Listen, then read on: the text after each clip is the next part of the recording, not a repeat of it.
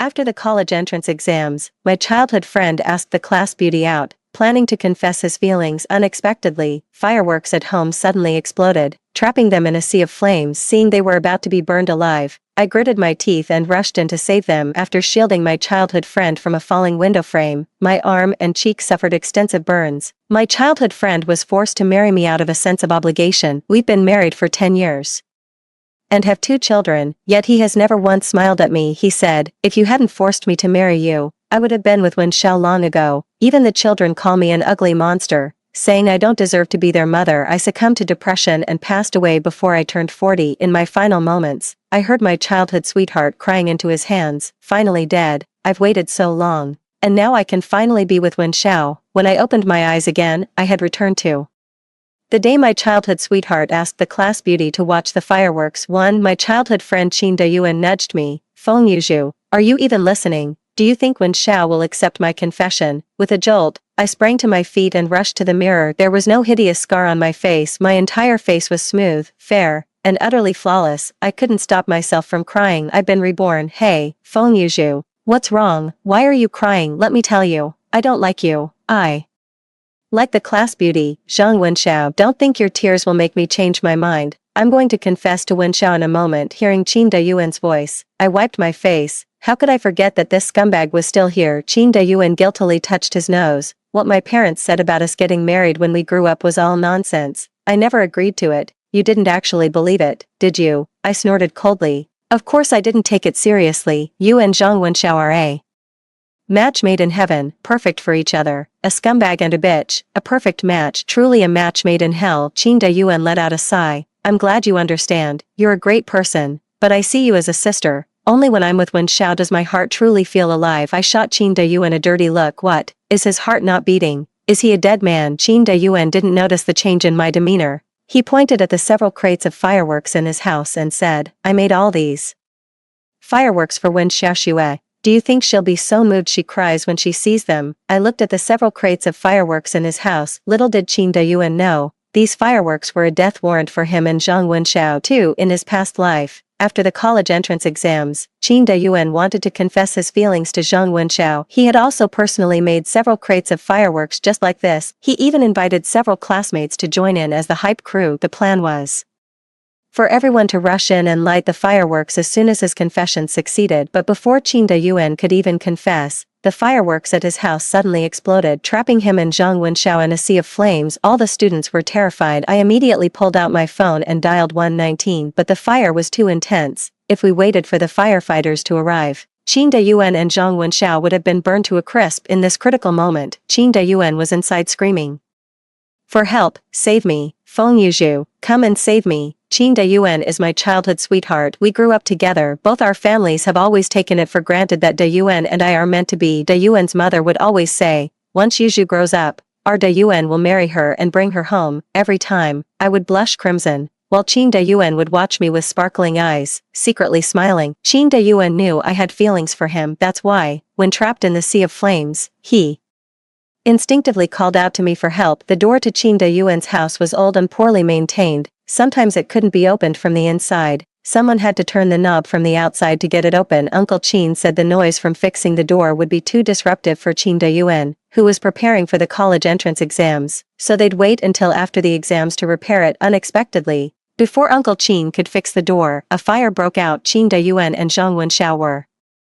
trapped inside, frantically trying to turn the knob to no avail. In a panic, they cried out, "Someone help us, please, I don't want to die. Hurry up and help us get this door open." "Why are you all just standing there? Are you going to stand by and watch them die?" But the students just looked at each other, none daring to make a move. The door trapping Qin Dayuan and Zhang Wenxiao was glowing red hot from the fire. Anyone trying to open it now would get severely burned. Who knows if the fire would spread and catch them too. Qin Dayuan and Feng Yuzhu were visibly struggling to breathe, their gasps growing more labored by the second. Qin Dayuan pinned all his hopes on me, his eyes locking onto mine. "Feng Yuzhu, please, you like me, don't you? You have to save me. Open the door. I won't confess to Zhang Wenxiao. I'll be with you. Cough.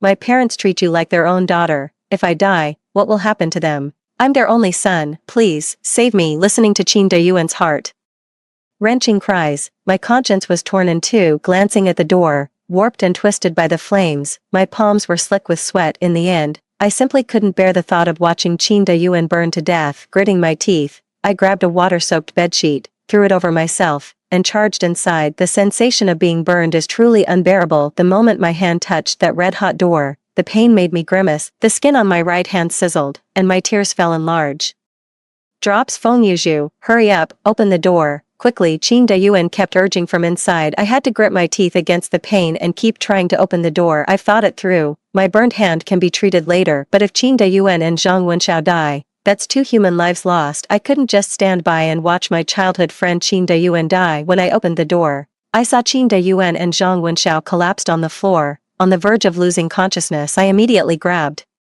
Qin Dayuan, planning to get him out first and then come back for Zhang Wenxiao. But just as I was pulling Qin Dayuan towards the exit, the window frame began to sway and teeter, about to come crashing down on him. Instinctively, I threw up my arm to shield Qin Dayuan from the falling, burning window frame, but the flames licking the frame seared my arm and face, the pain so intense I nearly buckled. Just after I had pulled both Qin Dayuan and Zhang Wenxiao to safety, the ambulance arrived. The paramedics loaded all 3 of us into the ambulance. Qin Dayuan and Feng Yuzhu weren't seriously hurt, they only suffered minor burns and will make a full recovery with proper treatment, but my arms and face were severely burned, leaving me permanently disfigured. Before my parents could even speak, Qin Dayuan knelt before them and said, "Yuzhu got hurt saving me, I will marry her." Yet on our wedding night, the moment he looked at my face, Qin Dayuan ran to the bathroom and vomited. He said, "Feng Yuzhu, I wish you had never saved me. Even if you hadn't come, the firefighters would have rescued both Wenxiao and me. Don't think that just because you saved me, I owe you anything. Let me make this clear, even if you forced me to marry you, my heart will always belong to Zhang Wenxiao alone." Over the 10 years of our marriage, we had 2 children together, but the children didn't like me either. They took after Qin Dayuan, hurling insults at me and forbidding me from picking them up from school. They said, "If our classmates find out our mom is an ugly duckling, they'll definitely make fun of us." In 10 years of marriage, I barely stepped outside the house a handful of times. I was terrified of embarrassing Qin Dayuan and the children. Before I even turned 40, I died of depression. Given a second chance at life, I'm going to see for myself if Qin Dayuan and Zhang Wenxiao can even survive without me. 3. Seeing me spaced out, Qin Dayuan's face hardened. "Feng Yuzhu," he said, "I'll be with Wenxiao soon. You'd better get over your feelings for me. I think Li Kaixiang is a good guy, and he seems to like you. How about I set you 2 up?" I snapped back to reality. "No, thanks, I don't like you. Who you confess to is none of my business." Before Zhang Wenxiao, the class beauty, transferred to our school, everyone just assumed Qin Dayuan and I were a couple. He never once denied it, but after Zhang Wenxiao transferred, he came running to me, all eager, saying he only saw me as a little sister. I knew perfectly well, his feelings had changed. "You don't like me. The whole compound knows you have a crush on me." I laughed. "Well, the whole compound also knows you like me. And didn't you say you only see me as a little sister?" Qin Dayuan let out an awkward chuckle. "That's different." Qin Dayuan tried to say more, but I didn't give him the chance. I just pushed him right out the door. "Weren't you going to go confess your feelings? Get going." To reassure Zhang Wenxiao, Qin Dayuan even wanted me to be their hype person in my past life. I foolishly agreed. It ended with me getting disfigured. This time around, I just want to stay as far away from those 2 scumbags, Qin Dayuan and Zhang Wenxiao, as possible. Whether they live or die is no longer any concern of mine. I ran to my room, turned on my computer, and changed my university application choices. With my college entrance exam score, I could have gotten into a much better university. Just to attend the same university as Qin Dayuan, I stubbornly gave up my top choice. School. Of course, in my past life, I never made it to university because of my disfigurement, but this time, I can attend the school I've always dreamed of. The school I chose is in the south. Meanwhile, Qin Dayuan's university is in the north. Even if Qin Dayuan survives this time, there won't be any more entanglements between him and me, for it's not like I never considered warning Qin Dayuan about those fireworks. But then I remember, in my past life after my face was disfigured, Qin Dayuan, afraid my parents would hold him accountable, knelt before them of his own accord. He promised to marry me and swore to treat me well for the rest of his life. Only then did my parents feel comfortable entrusting me to him to keep Qin Dayuan from looking down on me. My father transferred the family property to him and pulled every string he could to help Qin Dayuan start his business later. Qin Dayuan made it big and became the boss of his own company, but Qin Dayuan never once gave me a kind look. Instead, he mocked me daily, saying I forced him to marry me. To make matters worse, he was still carrying on with Zhang Wenxiao while I was recovering from giving birth to our second child. He actually went out and checked into a hotel with Zhang Wenxiao. After I found out, I went and confronted Qin Dayuan and Zhang Wenxiao. I thought they would be ashamed and apologize. Well, what do you know? Qin Dayuan is holding Zhang Wenxiao. Maybe it's for the best that you caught us, saves me the trouble of sneaking around. Leaning against Qin Dayuan, Zhang Wenxiao shot me a mocking smile. Feng Yuzhu, take a good look at yourself. How dare a hideous creature like you think you can compete with me for Dayuan? Know your place. I broke down sobbing. My face was ruined saving both of you. How could you treat me like this? Qin Dayuan frowned tightly. Will you stop harping on that? If I'd known you'd use this to threaten me, I'd rather you hadn't saved me at all. Zhang Wenxiao chimed in. Even if you hadn't come to our rescue, we would have been fine. Dayuan was clearly about to confess his feelings to me back then. I should be Mrs. Qin, so I'm quite curious to see if Qin Dayuan and Zhang Wenxiao can really survive completely unscathed without me. 5. Sure enough, it wasn't long before the sound of booming explosions came from outside. The fireworks had gone off in no time at all. Qin Dayuan's house was ablaze. The fire erupted with terrifying speed. Before Qin Dayuan and Feng Yuzhu could even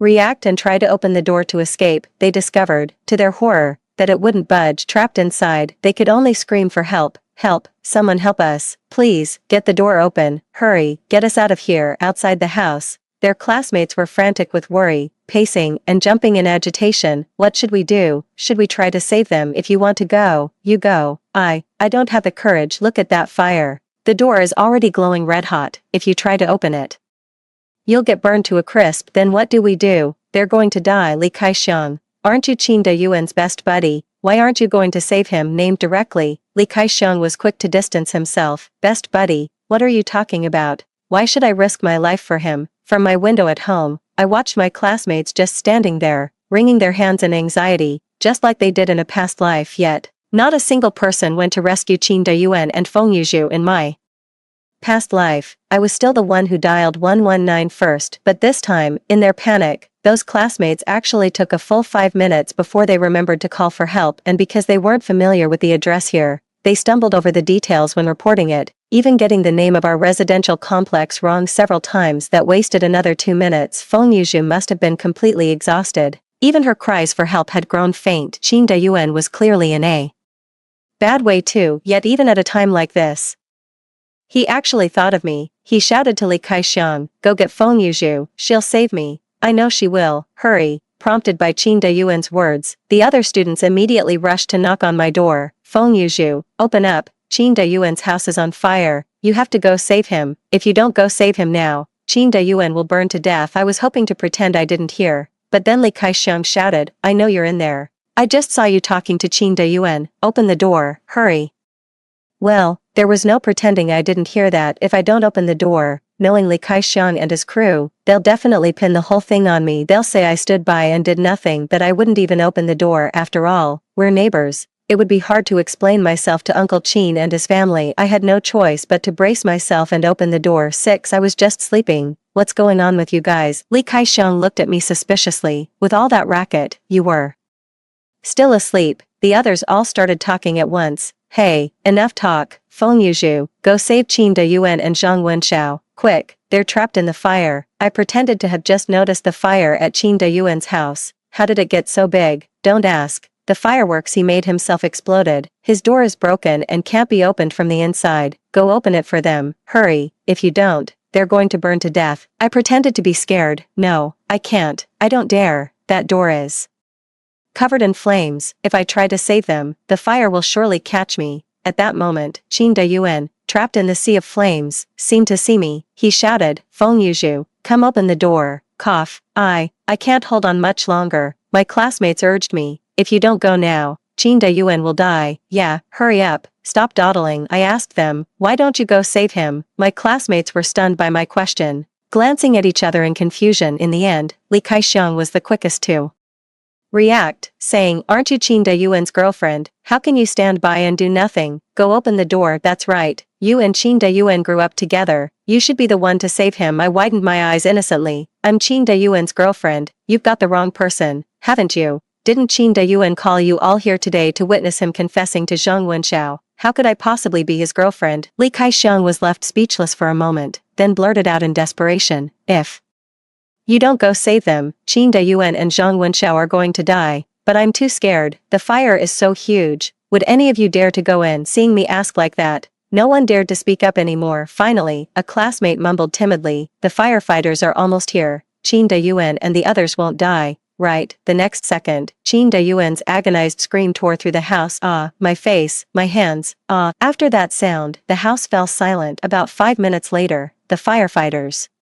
finally arrived. 7. You have to hand it to the fire crew for their professionalism. They showed up and had the door broken down in under 2 minutes. They carried Qin Dayuan and Zhang Wenshao out. Zhang Wenshao had already passed out, with burns of varying severity on her arms and calves. It was worse than last time, but it didn't look fatal. But Qin Dayuan was in a bad way. His face and arms were covered in extensive burns, which looked far more severe than mine in my previous life. I'm curious to see how Qin Dayuan, disfigured to this extent, can possibly stay together with Zhang Wenshao. Weren't you the ones who told me not to save him? Fine, for the rest of my life, just consider it my gift to the two of you. 8. That evening, when my parents got home and heard the news that Qin Dayuan was in the hospital, they hurriedly packed some things to go visit him. My parents wanted me to go with them. My initial instinct was to refuse, but my mom said, I don't know what's going on between you and Dayuan, but things seem a bit strained lately, but he's been burned so badly. You grew up together. After all, you really should go see him. I couldn't argue with my parents, so I had to go along. On the hospital bed, Qin Dayuan's face and hands were wrapped up like a mummy. Uncle Qin pulled us aside and whispered to us, the doctor said the child's face is disfigured,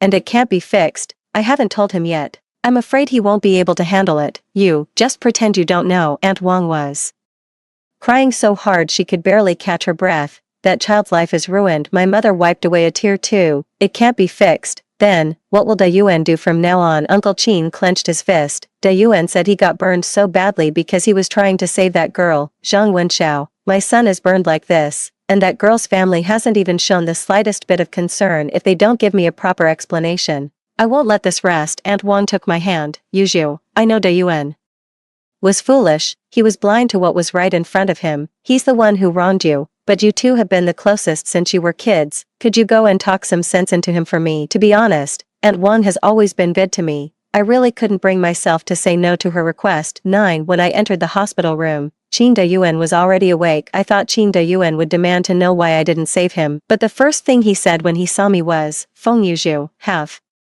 you been reborn? I was startled, then looked at him with an expression reserved for idiots. Reborn? Are you dreaming? Did the fever fry your brain? Qin Dayuan let out a sigh upon hearing my response. It seems it was all a coincidence. Heaven must have heard my wish, granting me a second chance. This time, since you didn't come to save me, I can be with Zhang Wenshao. I clenched my fist. So, Qin Dayuan had been reborn too. Qin Dayuan looked at me. Feng Yuzhu, I owe you nothing now. I finally don't have to look at your disfigured face anymore. You have no idea. Back then, I would wake up in the middle of the night terrified just from the memory of your face. This time, I saved Wenshao. I can finally marry her. My parents said that as long as I follow the treatment properly, the burns on my face and hands can be healed. See, I told you I would have been fine even if you hadn't come to rescue me. Qin Dayuan muttered to himself, lost in his own world. The next second, as if realizing something, he suddenly asked me, why hasn't Wenshao come to see me yet? Is she hurt? I replied, it seems she injured her arm and leg. Qin Dayuan grew anxious. Is it serious? I took the window frame for her. It's not too serious. The doctor said it can be cured with proper treatment, but you, Qin Dayuan, are different. You'll never get better. That's good. That's good. Once she's recovered, she'll definitely come to thank me and agree to be with me. I pursed my lips. Qin Dayuan was still dreaming. He really did a good job protecting Zhang Wenshao. Zhang Wenshao wasn't seriously injured, just got patched up and was discharged from the hospital, but from start to finish, Zhang Wenshao never once thought to come and thank Qin Dayuan. From what I know, Zhang Wenshao kept cursing Qin Dayuan non-stop. She said if it weren't for Qin Dayuan setting off those fireworks to confess to her, she never would have gotten burned. My looks are my livelihood. It's all that Qin Dayuan's fault with his stupid fireworks. If it weren't for him, I wouldn't be burned. If I'm left with a scar, he's going to pay for it. Qin Dayuan's dream of being a hero saving the beauty is about to go up in smoke. The doctor said that Qin Dayuan's right hand is permanently disabled. He'll never be able to do heavy labor again. He can barely even hold chopsticks. If he knew he'd become a cripple, would he regret saving Zhang Wenshao at that moment? I was profoundly grateful that Qin Dayuan had also been reborn. Justice has been served at last in my past life, Qin Dayuan kept insisting that if I didn't save him, he could be with Zhang Wenxiao openly and without shame. He even brought Zhang Wenxiao to torment me on my deathbed. He said, "Feng Yuzhu, you're finally dying. After all these years of waiting, I can finally be with Wenxiao." This time, he finally got his wish. I didn't go to save him, but I wonder if he can handle the outcome of being reduced to a useless wreck. I'm really looking forward to seeing the look on Qin Dayuan's face when he finds out Zhang Wenxiao never intended to be with him. After he's become a cripple. 10 Qin Dayuan didn't keep me waiting long. The truth will always come out. After 2 weeks in the hospital, Qin Dayuan realized Zhang Wenxiao still hadn't come to see him. He started sending messages to Zhang Wenxiao. "Wenxiao, are you all healed up? I heard you were discharged from the hospital. How come you haven't come to see me? I was actually planning to confess to you. I wanted to ask if you'd be my girlfriend. Are you busy? If you see this, please send me a reply." "Wenxiao, what's wrong? Why aren't you replying to my messages?" Qin Dayuan sent countless messages to Zhang Wenxiao, but Zhang Wenxiao didn't reply to a single one. Even someone as slow on the uptake as Qin Dayuan realized something was off. He started frantically calling Zhang Wenxiao, but all the calls were rejected. When I tried calling again, I found out Zhang Wenxiao had blocked me. He sent a message to confront Zhang Wenxiao. "Why did you block my number?"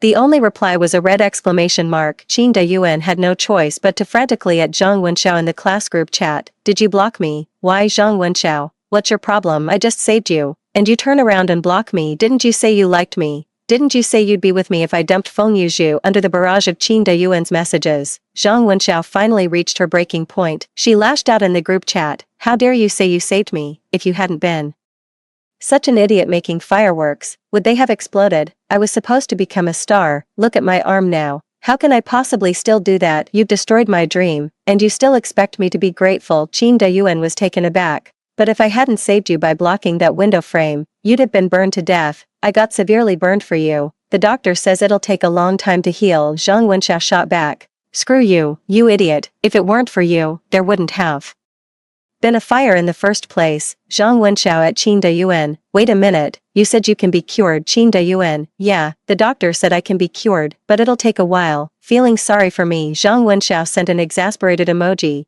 At Qin Dayuan. "Are you sure? I heard you become a complete wreck." After Zhang Wenxiao sent that message, the entire group chat fell silent for a full 2 minutes. Then, Qin Dayuan started spamming messages like a madman. "Zhang Wenxiao, what do you mean by that? How dare you call me useless? Explain yourself. The doctor clearly said my face and hands can be fully treated. Are you joking? Don't take advantage of my feelings for you to mess around. Keep this up, and I won't like you anymore." Zhang Wenxiao, say something, will you? What do you mean by that? Zhang Wenxiao, maybe, you should ask the doctor again. Qin Dayuan. Zhang Wenxiao, there's a limit to joking. Are you saying my face and hands will never heal? Zhang Wenxiao, yeah, no way, you're lying to me. My parents clearly told me the doctor said it was only a minor burn. Zhang Wenxiao rolled her eyes. A minor burn, and you stayed in the hospital for half a month. I was discharged the same day. Mine was the minor burn. The group chat fell silent again for another 2 minutes. The next second, Qin Dayuan at Edmi. "Yuzhu, you tell them, you know the truth. Tell them my face and arms can be healed." I just smiled, still trying to drag me into the fight. "Huh, no way, I'm just here to watch you two tear each other apart." Seeing that I wasn't replying, Qin Dayuan started tagging Li Kaixiang and other classmates, but no one wanted to get involved in this mess. Not a single person replied. Everyone was just quietly lying low. In the end, the homeroom teacher couldn't help but comfort Qin Dayuan. "There's still a long road ahead. Medicine is advancing, and there will surely be a cure in the future." Qin Dayuan fell silent. Knowing him, he must have gone to find a doctor to ask about his condition. In less than 10 minutes, Qin Dayuan was frantically at ing Zhang Wenxiao in the group chat. "My face is ruined. I got disfigured saving you. Zhang Wenxiao, you're responsible for this. If it weren't for saving you, my face wouldn't be ruined." Qin Dayuan frantically tagged Zhang Wenxiao, venting his emotions, but before Qin Dayuan could even react, Zhang Wenxiao simply left the group chat. This made it perfectly clear he wanted nothing to do with Qin Dayuan. Qin Dayuan was absolutely furious. Rumor has it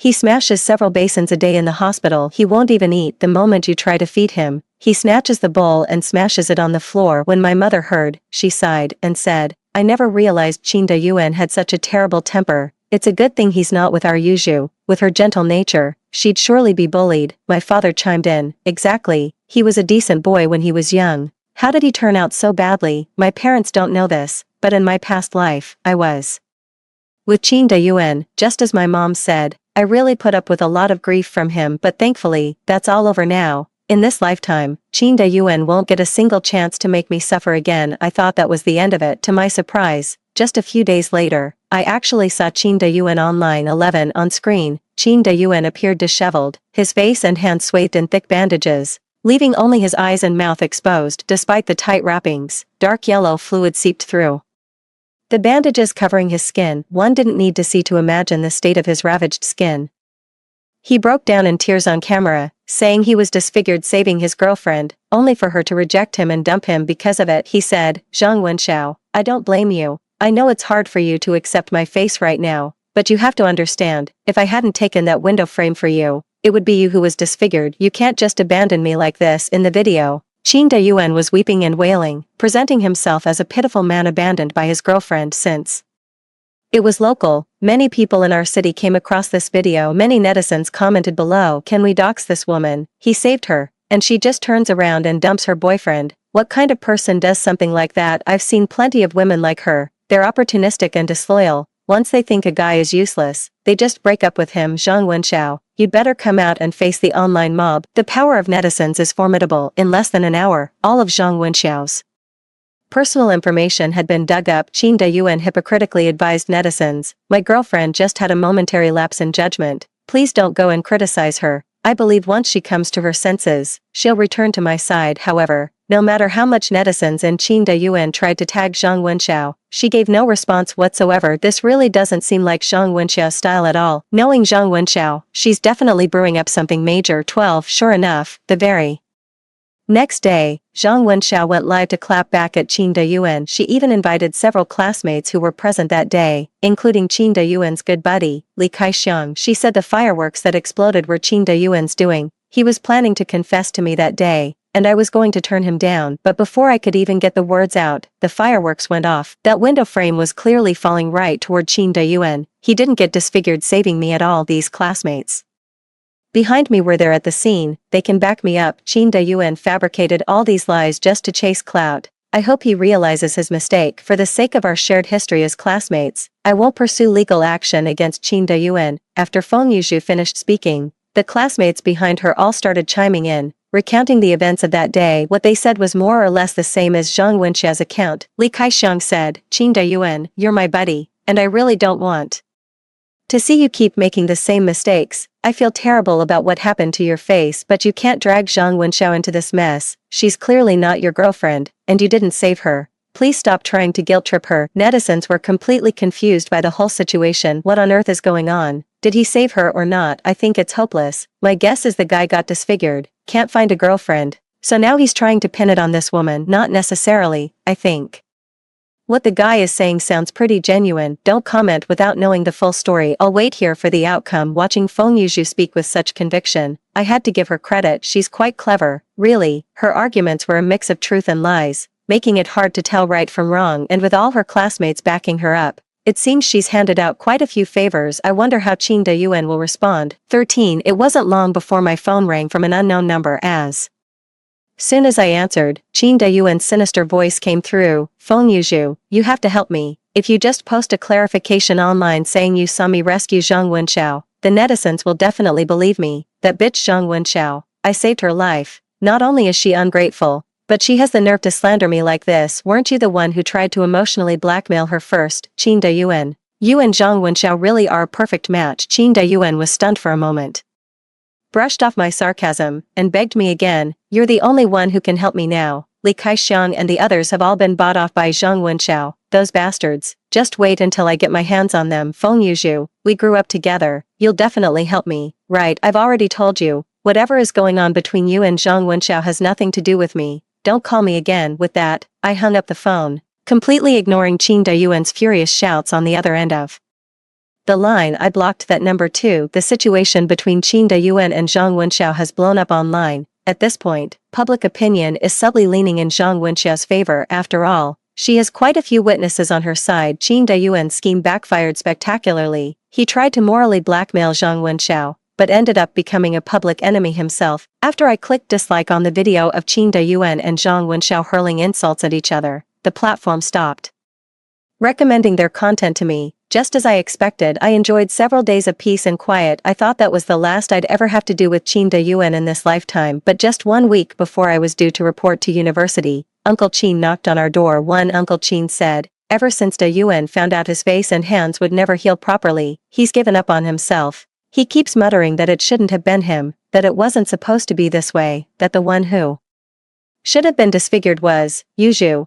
I could see my parents' expressions darken. Uncle Qin quickly explained, Dayuan must have been under a lot of stress to talk nonsense like that. Yuju, please don't take it to heart. Dayuan hasn't eaten or drunk anything for days. The doctor says he probably won't make it if this continues. Yuju, Dayuan wants to see you. For my sake, as your uncle, could you please go and visit him one more time? Given Dayuan's current deranged state, my parents didn't want me to have any more contact with him. Uncle Qin's hair has turned mostly gray these past few days. He kept assuring me, this is the last time, I promise. I know Dayuan is in such a state now. He's no longer worthy of Yuju. He didn't know how to cherish what he had. He had to go and fall for that Zhang Wenxiao. He saved her, and then she just up and left him because she thought he was a cripple. Uncle Qin looked at me, tears streaming down his aged face. Yuju, I'm afraid you're the only one who can get through to Dayuan now. Please, do this for your uncle. He's my only son. As he spoke, Uncle Qin actually started to kneel down before me. I quickly stopped him. I agreed to go see Qin Dayuan one last time. To be honest, I had a bit of a selfish motive. I also wanted to see what Qin Dayuan looked like as a broken man. I just want to ask him one thing.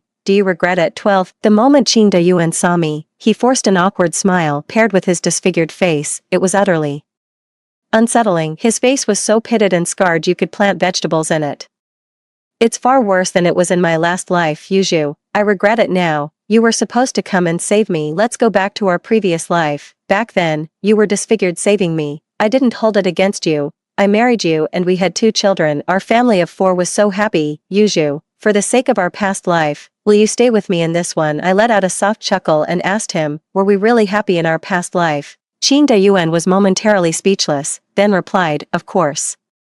We were the model couple. Yuju, believe me, let's stay together in this life and have 2 more children. Have children? Do you even have the equipment for that? That's right. Besides his face and arms, Qin Dayuan's manhood was also burned. He can forget about ever having children of his own. Qin Dayuan clenched his fist, clearly stung by my remark. It's fine if we don't have kids. You never liked them anyway. We can just live in our own little world, the 2 of us. Ha, Qin Dayuan was ruining my entire life. Not enough for you. You want to keep tormenting me. Didn't you say that if you had another chance, you wouldn't want me to save you? Having regrets now. Qin Dayuan's pupils dilated. You've been reborn too. I nodded. Qin Dayuan murmured, no wonder you didn't come to save me. Qin Dayuan's smile was uglier than a grimace. Feng Yuju, you must be thrilled to see me full of regret, right? In our past life, when your face was scarred, I treated you so terribly. Now that my face is ruined, I thought Zhang Wenxiao wouldn't reject me, but she actually bribed Li Kaixiang and the others to deny that I saved her. I truly regret everything. I don't care for Zhang Wenxiao anymore. It's only now that I've realized the only person who ever truly cared for me was you. You're the only one I've ever loved. Yuju,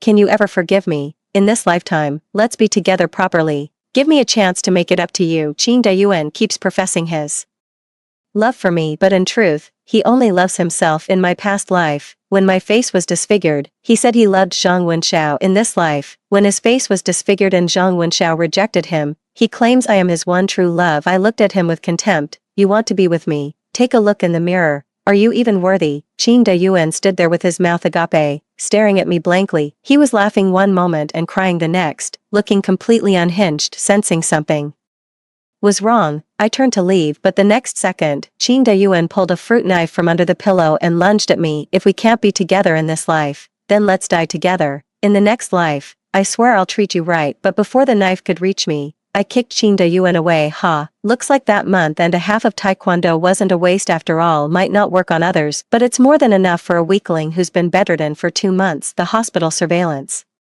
cameras captured the whole process of Qin Dayuan assaulting me. Qin Dayuan was arrested and thrown in jail. Just before they dragged him away, he was still protesting. I didn't want to kill anyone. I just wanted to skip ahead with Feng Yuju to our next life. What are you doing? I'm not crazy. Everything I'm saying is true. 13. It wasn't until I got to university that I stumbled upon the follow-up story about Zhang Wenxiao. Zhang Wenxiao had initially gained a bit of notoriety by slandering Qin Dayuan, but she never expected that justice, with its long arm, would eventually catch up. The entire scene of the fire that day was captured on video by a photography enthusiast in the building opposite. He then posted the video online. Zhang Wenxiao immediately faced the consequences. Previously, she tearfully claimed to be emotionally manipulated by Qin Dayuan, appearing fragile and vulnerable on screen. This stirred up a protective instinct in many netizens. Now, netizens have discovered that it was indeed Qin Dayuan who saved her. Not only did she fail to show any gratitude towards Qin Dayuan, she even turned around and bit the hand that fed her. Outraged netizens took advantage of when Zhang Wenxiao was leaving her home and threw a bottle of sulfuric acid in her face. Now,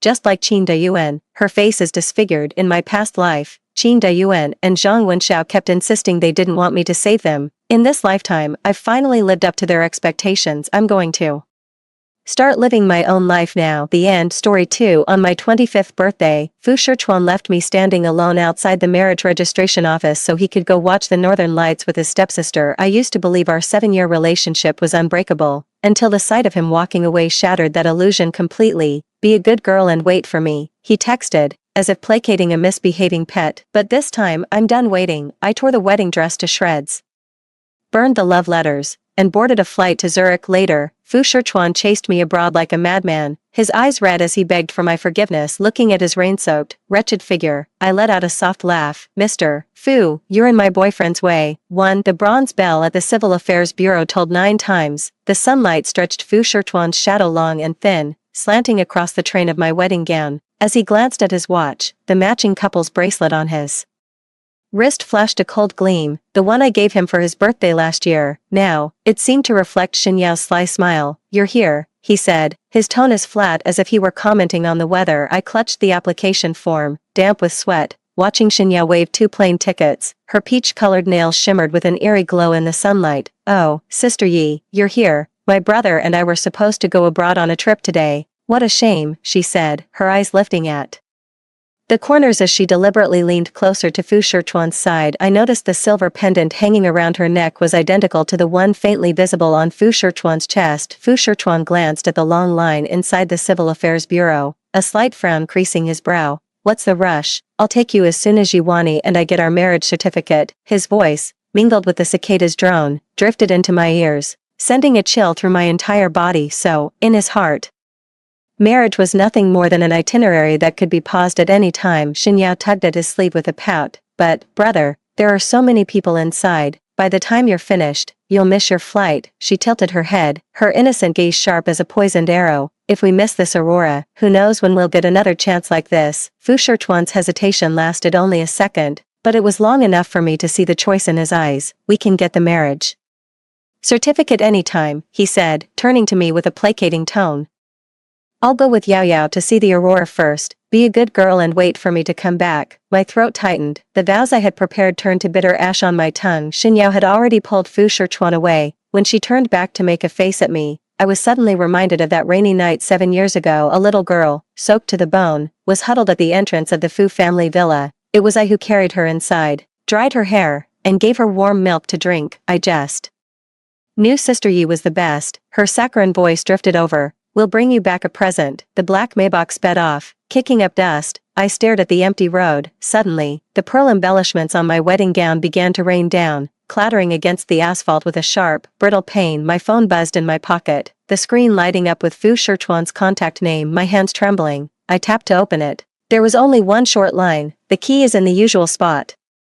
Remember to bring in the laundry. The deafening chorus of cicadas washed over me, and I suddenly let out a laugh. So, in this 7-year-long pursuit, I was nothing more than a dispensable background character in his life. Too. Outside the Civil Affairs Bureau, the cicada's shriek suddenly grew so piercing it felt like it would split my eardrums. I watched the dust kicked up by the black Maybach gradually settle, the pearls on my wedding dress hem gleaming with a cold light in the sun. My phone vibrated in my palm. It was a message from my mother. Sweetheart, remember to send me a photo after you get the marriage certificate. Only when my nails dug deep into my own palms did I realize my entire body was trembling. This isn't the first time. Last month, he promised to watch the premiere of the play with me, but he rushed off the moment Shen Yao called. On my birthday last year, we had just stepped into the restaurant when Shen Yao said she had a fever, and he turned and left without even a word of explanation. Every single time, I told myself he just saw Shen Yao as a little sister, but today, he tore away the last shred of pretense with his own hands. My memories suddenly came flooding back to that rainy night 2 years ago. Uncle Fu was in a car accident while on a business trip.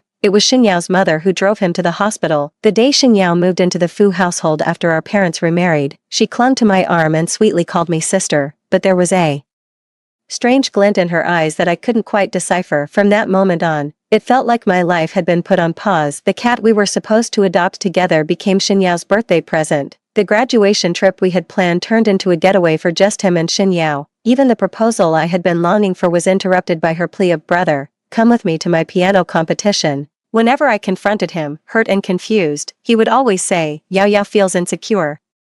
Don't take it to heart. The curious glances from passers-by on the street finally made me realize I'd been standing in the same spot for far too long. The wind whipped the hem of my wedding dress into disarray, a perfect mirror for my shattered hopes. I suddenly remembered the medical report I'd seen in his study yesterday while tidying up. Xinyao had been diagnosed with anxiety, and the doctor's note read requires family support. So, in his heart, I didn't even qualify as family. I took out my phone. The most recent group photo in my album was from half a year ago. In it, Xinyao was clinging to him, beaming with joy, while I stood in the corner, forcing a smile. My finger scrolled across the screen, all those sweet chat histories, the carefully saved movie ticket stubs, the first lipstick he ever gave me. In that moment, they all felt ridiculous and bitterly ironic. I took one last look at the red banner at the Civil Affairs Bureau's entrance that read a happy union for 100 years, then turned and walked into the coffee shop by the roadside. As I removed the veil, my long hair cascaded over my shoulders. The reflection in the mirror showed my eyes rimmed red, but I finally saw the truth of this relationship clearly. In Fu Shichuan's life, I was never anything more than Xinyao's backup plan. The server handed me a glass of warm water. I opened the notes app on my phone and typed the first line.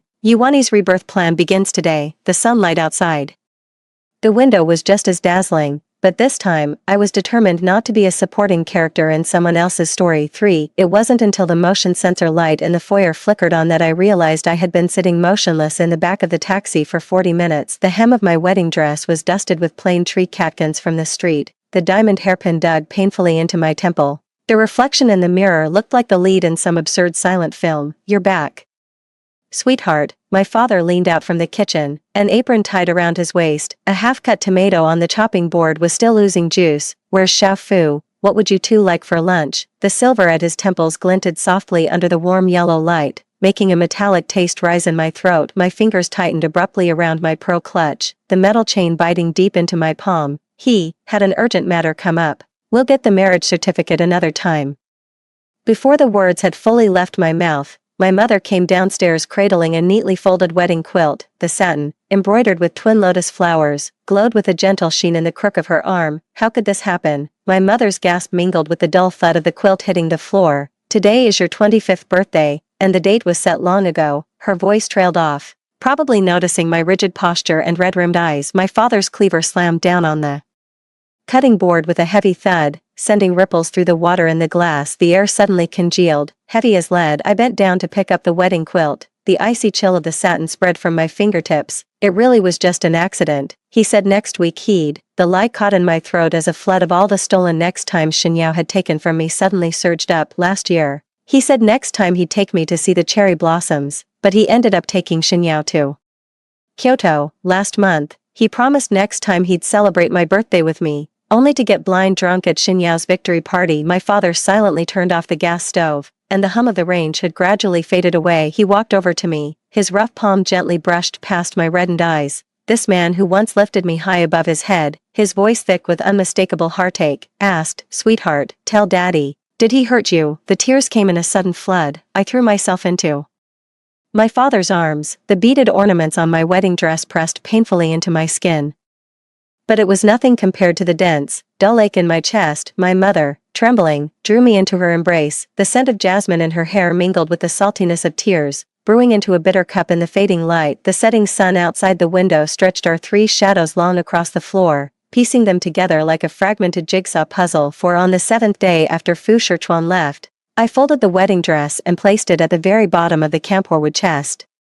The smell of mothballs mingled with the lingering scent of perfume, stinging my nose and bringing tears to my eyes. My father would often see me late at night, hunched over the computer researching foreign universities, The desk lamp cast a deep shadow across his eyes, a perfect mirror of his own younger self burning the midnight oil at work. Sweetheart, tell me the truth. One evening after dinner, he suddenly pushed his bowl away, the porcelain spoon clinking sharply against the rim. My mother's hand, holding her chopsticks, trembled slightly, the steam rising from the table blurred my vision. I stared at the oil droplets floating in my bowl. All those carefully woven lies suddenly felt weightless. He went to see the northern lights with Xinyao. He won't be back for 3 months. My father shot up from his chair, its legs scraping against the floor with a harsh, grating sound. He snatched up the car keys and made a dash for the door. I stumbled after him, grabbing his arm.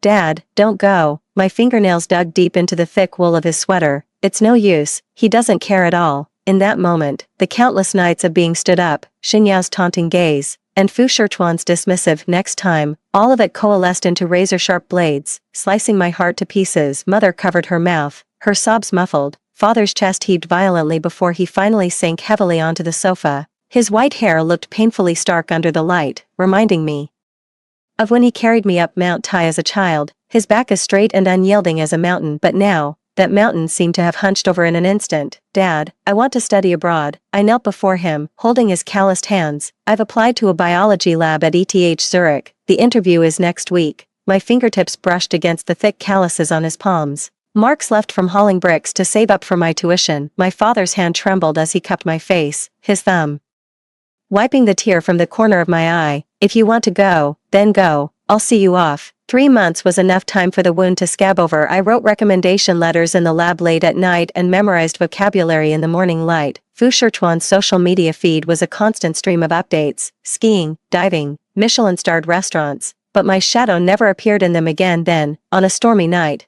I got his text. I'm coming home the day after tomorrow, pick me up.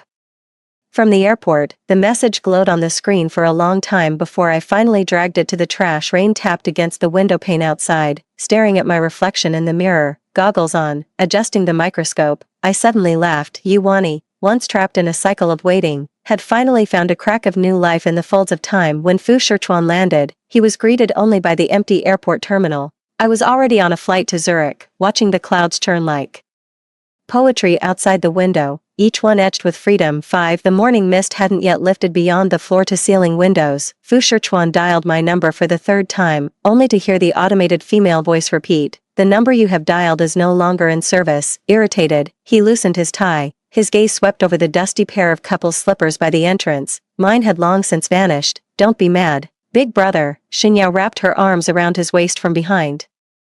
A cup of coffee in her hand, the scent of orange blossoms from her hair mingled with the milky aroma as she leaned in. "Sister Yi is really too much, treating you like this right after your flight. Could it be she's trying to get a hold over you from now on?" Her fingers unconsciously traced the watchband on his wrist, the very style I had personally chosen for him, now entwined with her cherry blossom painted nails. Fu Shichuan crushed the soda can in his hand, the sharp crumple of aluminum startled the sparrows outside the window into flight. He remembered how I had stood at the entrance of the Civil Affairs Bureau before he left, my wedding dress billowing in the wind, yet still nodding obediently and saying, "I'll wait for you to come back." That docility now felt glaringly sharp in his memory. He scoffed, "Just a childish tantrum, leaving her alone for a few days, we'll sort it out." At 4 in the morning, the headlights of a car on the winding mountain road sliced through the darkness. Xinyao was dozing in the passenger seat, her eyelashes casting fan-shaped shadows beneath her eyes. As the first blush of dawn tinged the sky, she suddenly grabbed Fu Shichuan's arm. "Look, Gidge." The wind at the mountain's peak whipped her long hair against his face, carrying a scent of orange blossoms that was both familiar and strange. Fu Shichuan raised his phone to take a picture. In the viewfinder, just as Xinyao stood on her tiptoes to kiss his cheek, the lens suddenly went blurry. He remembered last year's birthday, when I waited for him past midnight holding a cake, and ended up smearing melted frosting on the tip of his nose, my eyes crinkling with laughter. Back then, he thought I was childish, but now, as if possessed, he deleted the photo he had just taken. "Why aren't you posting it on WeChat Moments?" Xinyao, sensing something was off, reached for his phone. Fu Shichuan deftly avoided her, his Adam's apple bobbing as he spoke. "The light isn't good." In the distance, a sea of clouds churned. Gazing at the rising sun, he suddenly couldn't tell which was more blinding, the morning glow before him or the memory of the pearls on my wedding gown. 6. Another month passed. Fu Shichuan hadn't contacted me during that time, nor had he received any word from me. Finally, He couldn't hold back any longer and came looking for me at the Yi residence. The relentless drone of summer cicadas beat against the brass door of the Yi family villa. Fu Shichuan raised his hand to knock, his knuckles already flushed red from the sun. A shadow flickered behind the peephole in the foyer, but it was the family's housekeeper who opened the heavy iron door. Just a crack, a wave of chilled air, laced with an unfamiliar scent, washed over him. "Who are you looking for, sir?" The housekeeper's tone was ice-cold. Fu Shichuan loosened his tie, a fine sweat beading on the nape of his neck. "I'm looking for you, Wani. Her phone's been off," before the words fully left his mouth. The sound of shattering porcelain echoed from the second floor. He looked up instinctively and met the bloodshot eyes of Yuani's father. The old man leaned against the carved railing, the cigarette between his fingers glowing and fading. Ash drifted down, dusting the expensive Persian carpet. "Young Master Fu, with your packed schedule, what brings you here, Mr. Ye's voice grated like sandpaper on metal. "My daughter made it clear she doesn't want to see any unnecessary visitors." The grandfather clock downstairs suddenly chimed, in the heavy tolling. Fu Shichuan's eyes fell on the family portrait on the living room wall. In the photo, I stood between my parents in my graduation gown, beaming. Beside the frame, the space that should have held our picture together was empty, now occupied by a pot of thriving pothoes. Xinyao's words suddenly exploded in his ears. "Miss Yi is just trying to control you, playing this disappearing act on purpose." But the oppressive atmosphere in the Yi household now filled him with an inexplicable dread. The unsent photos saved in his phone's album, the chat window he'd idly opened and snapped shut during late-night work sessions, all those moments from what he dismissed as her tantrums, suddenly felt searing. "Uncle, I know I was wrong." He took half a step forward, the iron gate groaning in protest. "I shouldn't have stood her up. Please, let me apologize to her in person, Mr. Yi let out a sudden, cold laugh, Ash tumbling onto his polished leather shoes. "An apology? Do you think a simple sorry can salvage the dignity my daughter lost waiting for 3 hours outside the Civil Affairs Bureau?" Fu Shichuan froze on the spot, memories flooding back like a tidal wave on that sweltering afternoon 3 months ago. My hand clutching the application form must have been colder than this iron gate is now. The image of Mrs. Yi rushing downstairs with the neatly folded wedding quilt suddenly became vivid. It dawned on him that within all those details he had overlooked lay a girl's entire world of hope and despair. "Where on earth has she gone?" His voice rose involuntarily as Mr. Yi turned. The hem of his suit jacket brushed against the stair railing, knocking loose a withered pothose leaf. "Young Master Fu, you'd better mind your own affairs. That Shin girl has been frequenting the Fu Corporation lately. Best the old master doesn't find out." The iron gate slammed shut before him. Fu Shichuan stared at the red silk ribbon tied around the door handle. "The one I tied there myself last year, claiming it would bring good luck." The cicada's drone grew increasingly shrill. He fished out his phone. In his contacts, the entry 411 was struck through with a line, and the number that would never connect again now lay buried at the very bottom of the trash bin. 7. The carved wooden door had just been pushed open halfway when a celadon cup, glazed with a crackle pattern, came hurtling through the air with a violent gust. Fu Shichuan instinctively jerked his head aside. A shard of porcelain grazed his temple, and blood trickled down his jawline, staining his expensive, custom-tailored suit. In the refracted light spots from the crystal chandelier in the foyer, the scattered porcelain shards glittered like sharp, fractured starlight. "Dad!" Xinyao shrieked, rushing forward. The pearl clip in her hair scattered pinpricks of light with the sudden movement. "How could you do this to brother? He's bleeding." She pulled out a silk handkerchief and pressed it against Fu Shichuan's wound, her fingers trembling slightly as they made contact with the blood. Fu Shichuan looked up, meeting his father's bloodshot eyes directly. "Dad, you're back." His usually immaculate silver hair was now disheveled, like withered grass in the wind. The second button of his deep gray Zhongshan jacket was missing, revealing a taut neck. "How am I back? If I hadn't come back, how would I have discovered that in the mere 6 months I was away on business? You managed to lose the Fu family's perfect daughter-in-law." Fu snatched the sandalwood paperweight from the desk and slammed it down with a heavy thud. "How could you treat Wani like that, Dad? It's not brother's fault." Xinyao suddenly stepped in front of Fu Shichuan, her eyelashes glistening with unshed tears. "It was Sister Yi. She..." "Enough." Father Fu's roar made the crystal chandelier tremble. "Yao Yao, Mingchuan is your brother. How much longer are you going to keep up this nonsense?" Staggering, Father Fu braced himself against the liquor cabinet, his knuckles turning white from the force of his grip. "Your mother saved my life all those years ago. I raised you as my own daughter, not so you could ruin your brother's marriage." Xinyao's lips trembled violently, the meticulously applied rosewood lipstick bled into a ghastly outline against her pallid mouth. I just didn't want brother to be manipulated, enough. Fu Shichuan suddenly seized Xinyao's wrist with such force that she cried out in pain, Dad, this has nothing to do with Yao Yao, it was me. Before he could finish, a Jingdezhen celadon vase whizzed past his ear and smashed against the wall as the porcelain shards exploded outward. Fu Shichuan was transported back to 3 months prior,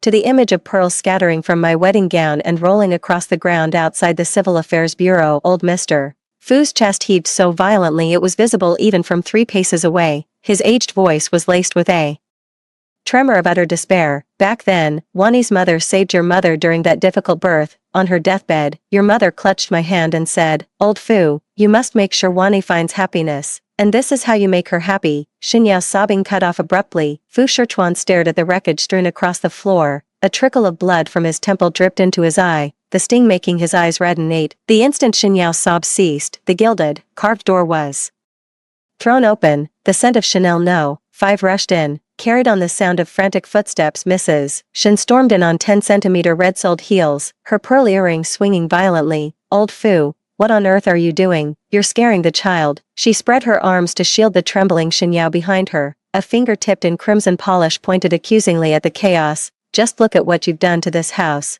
Mr. Fu trembled with rage, the ashtray he'd snatched up hovering in mid-air. Wani's mother gave her life to save Aro back then, and now look at us. The Fu family has become the ungrateful wretch. His voice cracked with emotion, his memory flashing back to that blood-soaked delivery room. On her deathbed, Aro begged me to see Wani married into our family with all the honor she deserves. And now, enough, Mrs. Shen's shrill cry cut him off, a strand of her meticulously styled curls coming loose. Keeping a promise is one thing, but we can't force the children. She turned to Fu Shichuan, her gaze lingering for a split second on the blood staining his temple before darting away. Ming Chuan and Yao Yao grew up together. It's only natural they're close. Marriage requires mutual consent. Are we really going to force Ming Chuan to marry someone who— Shut up. Fu Shichuan's roar made the crystals on the chandelier tremble. He pressed a hand to his still bleeding wound, droplets of blood falling from between his fingers onto the expensive Persian rug. Mother, you know perfectly well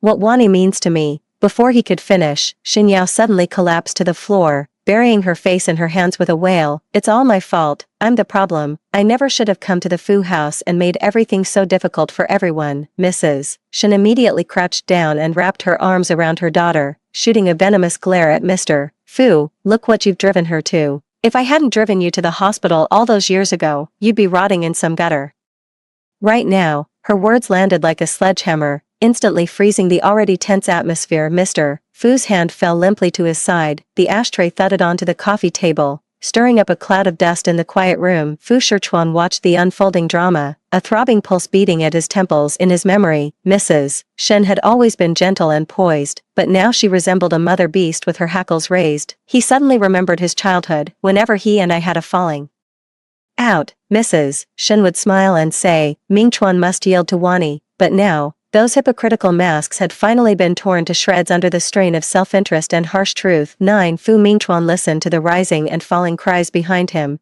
then suddenly threw his head back and laughed. The laughter startled the sparrows from under the eaves, and it echoed through the empty living room. Xinyao's tearful voice, Mrs. Shen's scolding, and father's furious roar all became a ridiculous backdrop of noise. Stop, where do you think you're going? Mr. Fu's roar carried the last vestige of his authority. Fu Mingchuan didn't look back. He merely wiped the blood and sweat from his face with his hand and turned to walk out the door. Xinyao stumbled forward, her slender fingers clutching at his sleeve. Brother, I didn't accompany you. Before she could finish, Fu Mingchuan unhesitatingly shook off her hand. As the silk shirt cuff slipped from her fingertips, he suddenly remembered that rainy night 7 years ago. With the same force, he had led the drenched me into the Fu family mansion. Yet now, the lingering warmth in his palm felt so alien and cold. The carved door slammed shut behind him. Fu Mingchuan stood on the steps, gazing at the leaden sky. Pedestrians hurried along the street, none noticing the man in the bloodstained suit. He walked aimlessly, his leather shoes splashing through puddles,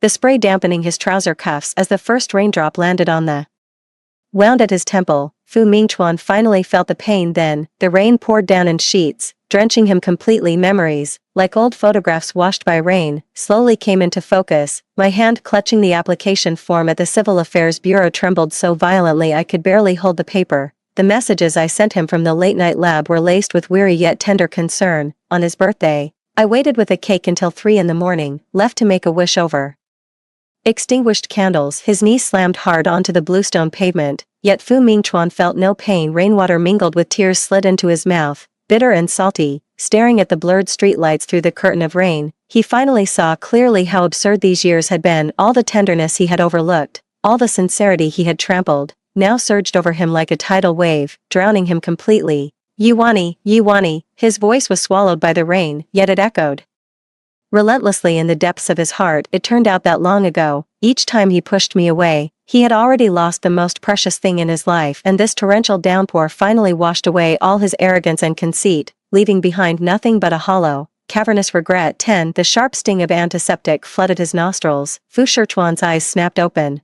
the glare from the fluorescent light exploding across his retinas like a blizzard of white. The 4 lines swayed violently with his sudden movement, the needle nearly tearing free from the back of his hand. Mr. Fu, you're awake. His assistant, Xiao Zhou, sprang up from the folding chair, the collar of his suit still damp with rain. Fu Shichuan ripped the gauze from his temple, his throat felt raw, scraped by sandpaper. My phone, where's my phone? The metal headboard slammed against the wall with a dull thud, ignoring the blood welling on his hand. He frantically clawed at the hem of his hospital gown. The phone, smeared with mud, was thrust into his palm, its screen already cracked into a spiderweb pattern. Fu Shichuan's fingers trembled as he entered the passcode. His fingertip hovered over Yuani and his contacts for 3 seconds before he pressed the call button in near desperation. The relentless busy tone pierced his eardrums. Yuani, he roared into the receiver. Yuani, pick up the phone. Mr. Fu, please calm down. Xiao Zhou hurriedly steadied his trembling shoulders. The doctor said, your high fever has caused acute pneumonia. You need complete rest. Find her. Fu Shichuan suddenly seized his assistant's wrist, his knuckles turning white from the strain. The hospital bed railing clanged violently from the impact. Now, immediately, go find Yuani for me. Tear the world apart if you have to. Check every airline, every immigration record. Spare no expense. The heart monitor shrieked a piercing alarm, but Fu Shichuan paid it no mind. He pressed his phone to his chest, its screen flickering on and off, illuminating his bloodshot eyes. Xinyao rushed in on 10-centimeter stilettos, the scent of Chanel No. 5 clashing with the sharp odor of disinfectant. The pearl necklace at her chest swayed with her ragged breaths, her hair tips still damp with rain. Brother, what's wrong? What happened? Why are you in the hospital? Get out. The veins on Fu Shichuan's hand bulged as he clenched his phone, his knuckles pressing white against the metal casing. He stared at that familiar face, yet it suddenly felt utterly alien. Xinyao's trembling lashes, her tearful eyes on the verge of crying, overlapped with the image of her clinging to his arm, coquettishly pleading outside the Civil Affairs Bureau 3 months ago. Brother, Xinyao froze in place, her meticulously painted rosewood-colored lips parting slightly. I heard you collapsed on the street, drenched in the rain for so long. I said get out. Fu Shichuan grabbed the thermos cup by his pillow and hurled it at her. The ceramic cup whizzed past her ear and smashed against the wall. Shards flew, cutting her cheek. Xinyao stumbled backward in terror, the small of her back hitting the hospital bed railing. Tears rolled down her scratched cheek. Why, I was just worried about you. Worried. Fu Shichuan ripped the 4 needle from the back of his hand, blood snaking down the tube. You were worried, so you dragged me away from the Civil Affairs Bureau. Worried, so you used tears every time to make me break my promises. He pushed himself up, leaning in until his breath fanned her pale face. Xinyao, drop the act. Her high heels slipped on the tiled floor. Staggering, she caught herself against the wall, the couple's pendant around her neck swinging with a cold glint. Fu Shichuan stared at that flash of silver, suddenly remembering how, 7 years ago when I put the necklace on him, my eyes held the entire galaxy. Starting today, don't let me see you again. The door to the hospital room slammed shut, and Fu Shichuan collapsed back onto the bed. 11. The light in the hospital corridor was a sickly, frosty white. Xinyao leaned against the wall, her delicate makeup smudged and streaked by tears. She clutched her phone so tightly her knuckles turned white, her nails leaving faint scratches on the screen. Staring at the firmly closed door, a vine of jealousy coiled and spread wildly in her heart. Yuani, she seethed, what gives you the right? How can you make Fu Shichuan care so much about you?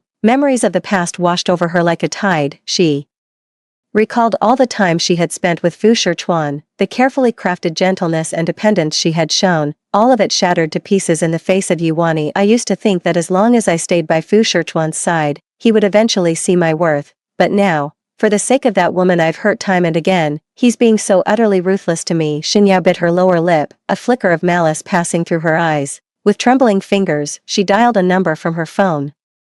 Hello, find out where Yuani is right now, use any means necessary, and be quick, then send me the location. Hearing the agreement on the other end of the line, she hung up and pressed the phone tightly against her chest, as if it were a lifeline to cling to Fu Shichuan. Yuani, do you really think you can escape? Xinyao murmured to herself, a twisted smile curling her lips. Once I find you, everything can still be turned around. She smoothed the wrinkles from her skirt, straightened her back, and her high heels clicked sharply against the corridor floor. Each step carried the desperate resolve of someone burning their bridges. 12. The chilly autumn rain of Zurich pattered against the restaurant window. As I twirled spaghetti on my fork, I listened to Senior Gu Xian analyze improvements to the new cell culture medium. He adjusted his gold-rimmed glasses, the cuffs of his sleeves carrying the distinct scent of laboratory disinfectant, a stark contrast to the faint hint of cedarwood cologne I remembered from Fu Shichuan. What a refined pastime, Miss Yi. The jarring Mandarin suddenly cut through the surrounding German chatter. Xinyao, in 10-centimeter red-soled heels, glided gracefully through the carved archway flanked by 2 bodyguards in black. She carved a path of empty space through the bustling restaurant. The pigeon egg diamond on her finger made me squint, her false eyelashes still dotted with moisture. Finally decided to show your face after hiding abroad all this time. Senior Gu Xian set down his coffee cup, the metal spoon clinking softly against the rim. I pressed down on his arm as he started to rise, watching Xinyao slam her phone onto the table. The moment the screen lit up, the familiar scene hit me so hard it stole my breath. Fu Shichuan had his arm around her shoulder as they watched the sunrise from the mountaintop, the morning glow merging their shadows into an intimate silhouette. Big brother said I can go back to Iceland too.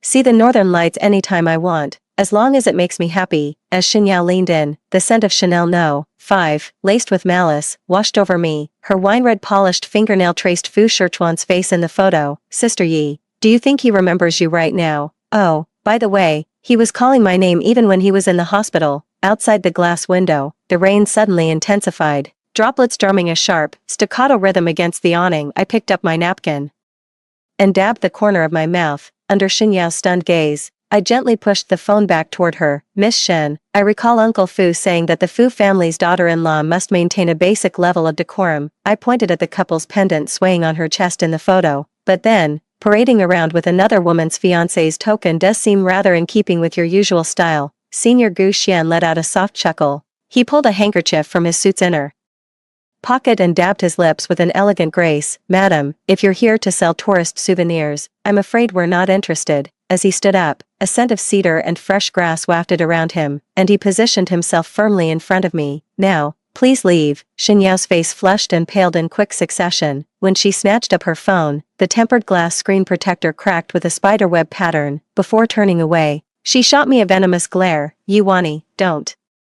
get too cocky. I lowered my gaze to the water droplets beating on the rim of my cup, my fingernails unconsciously picking at the ceramic pattern. I'm sorry, Senior, you had to witness that embarrassing scene. Senior Gu Xian had already settled back into his seat. With his long, well-defined fingers, he slid the sugar bowl toward me, the metal spoon clinking softly against the porcelain. What embarrassing scene? He asked, raising an eyebrow. The look behind his glasses was gentle yet unwavering. More importantly, are you all right? Outside the window, the rain grew more urgent and heavy. Through the downpour, Xinyao's receding figure had long since blurred into the distance. My hand, holding the sugar cube, paused. The cube plopped into the coffee, sending tiny ripples across the surface. Sorry you had to see that, Senior. She's your ex-boyfriend's sister. Senior Gu Xian's voice held a casual, amused lilt as he pulled out a tissue and gently dabbed the coffee splashed on the back of my hand. The composition of that photo on her phone was too deliberate, even the posing looked like a magazine shoot. He adjusted his glasses, his gaze behind the lenses sharp with an academic's keenness. But you seem stronger than you looked in that picture. I looked up sharply, meeting his clear, steady gaze. The warm yellow light fell on his eyelashes, casting delicate shadows beneath his eyes, just like the shimmering specks of light seen dancing under a microscope in the lab. My memory suddenly flashed back to the day we first met.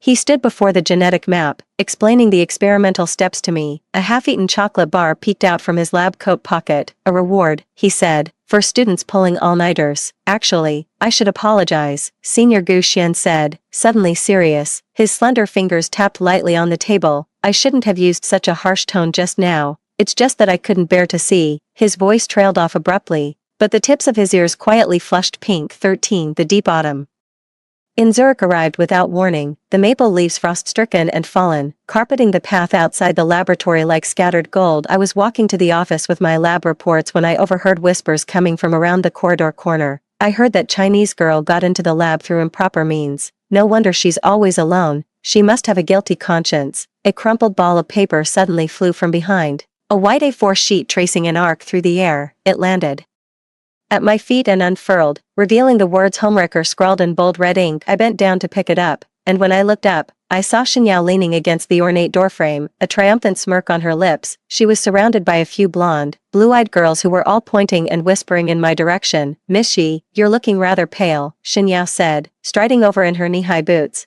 the overpowering scent of Chanel perfume making me dizzy. Could it be I hit a nerve?